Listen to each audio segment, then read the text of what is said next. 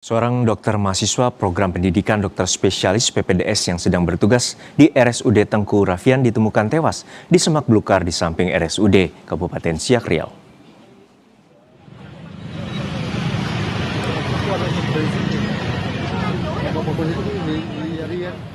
Warga dikejutkan dengan penemuan dokter yang ditemukan tewas di area semak belukar samping pagar luar RSUD Tengku Rafian, Siak Riau. Saat ditemukan, tas serta seluruh barang milik korban masih utuh di lokasi kejadian. Korban diketahui baru bertugas menjalani praktik kedokterannya di RSUD Tengku Siak sejak tanggal 1 Juli 2026. Korban diketahui keluar dari rumah sakit sehari sebelum ditemukan meninggal.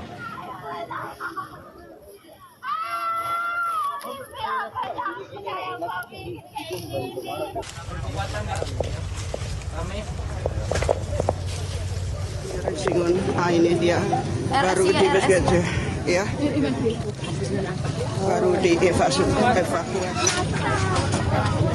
Polisi yang datang ke lokasi langsung mengevakuasi jenazah korban. Dari pemeriksaan awal tidak ditemukan tanda kekerasan pada korban, serta barang korban yang berharga seperti handphone hingga tas masih ditemukan utuh. Guna memastikan penyebab kematian, jenazah korban langsung dibawa ke Rumah Sakit Bayangkara, Polda Riau untuk dilakukan otopsi. Innalillahi wa inna ilaihi raji'un. Ini dia baru dievakuasi, ya,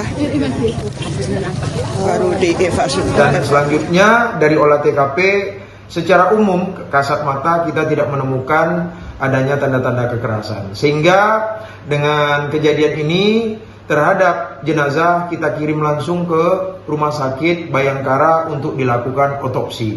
Hingga kini sebab kematian masih kita lakukan penyelidikan dan menunggu hasil dari otopsi di rumah sakit.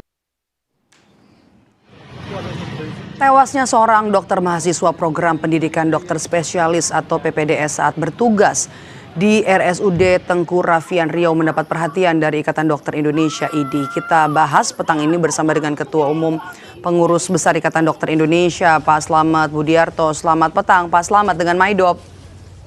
Selamat petang, Maidop. Oke, Pak Slamet, informasi yang sudah dihimpun oleh IDI sejauh ini soal kematian dokter PPDS ini apa saja, Pak? Ya, yang pertama informasi kematian. Yang kedua, beliau masih menjalani pendidikan spesialis anestesi. Yang ketiga, dari beban kerja kami melihat katanya operasi hanya 4. Jadi mungkin beban kerja tidak terlalu ya. Yang kelima adalah apakah korban ini dibunuh ataukah apa karena bunuh diri atau yang lainnya. Sehingga kita harus menunggu dari hasil forensik otopsinya. Seperti itu. Saya tidak tahu apakah ada kendala psikologis dengan rumah tangganya atau dengan siapa, saya belum mengetahui untuk itu. Oke. Baik, kalau untuk penyebab kematian kita masih harus tunggu. Tapi yang pasti info kematian apa saja yang Anda dapatkan, yang didapatkan, Pak? Ya sama seperti yang didapatkan oleh Kompas TV, belum dari luar itu tidak ada tanda-tanda untuk terjadinya pembunuhan. Tapi untuk memastikan itu kan harus dilakukan otopsi. Ya kita tunggu aja otopsinya. Kami awalnya berpikir bahwa wah ini jangan-jangan terjadi karena beban kerja lagi nih kayak sebelumnya yang di Manado ya. Itu kan. Nah ternyata kami telusur dari Ketua IDI menyatakan katanya operasinya sedikit. Dokter anestesinya di situ banyak, lebih dari 2. Jadi saya kira mungkin ada penyebab lain, kita tunggu aja nanti dari kepolisian. Oke, tapi yang diketahui oleh IDI soal profil dokter ini sebelum meninggal, sebelum ditemukan meninggal, apa saja Pak Slamet? Ya tidak ada tanda-tanda yang mencurigakan. Dia sebagai PPDS yang biasa dan mungkin ada masalah rumah tangga juga ya biasa kan kalau rumah tangga. Kemudian secara overall dalam melakukan tugasnya di rumah sakit tersebut tidak punya masalah. Nah, makanya kita tunggu aja dari forensik tadi. Apakah sudah ada keterangan dari polisi soal penyebab kematian, dan kalau untuk soal beban kerja, apakah hanya sebatas untuk spesialis anestesi, apakah hanya menangani bertugas soal operasi saja atau ada yang lain, atau apa yang perlu didalami lagi? Nah, itu yang kami lagi dalami. Apakah operasinya sedikit tapi beban kerja mengerjakan yang lain-lain berat?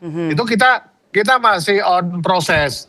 Tapi sekali lagi ID tetap fokus pada jam kerja untuk PPDS. Dokter PPDS itu maksimal 8 sampai 10 jam. Kami sudah menghimbau kepada Kementerian Kesehatan, karena Kementerian Kesehatan kan mengeluarkan surat edaran bisa 80 jam. Nah, ini sangat membahayakan bagi diri sendiri, pasien, dan yang lain-lainnya karena terlalu berlebih. Jadi kita patokannya 8 sampai 10 jam per hari atau 40 sampai 50 jam per minggu gitu loh.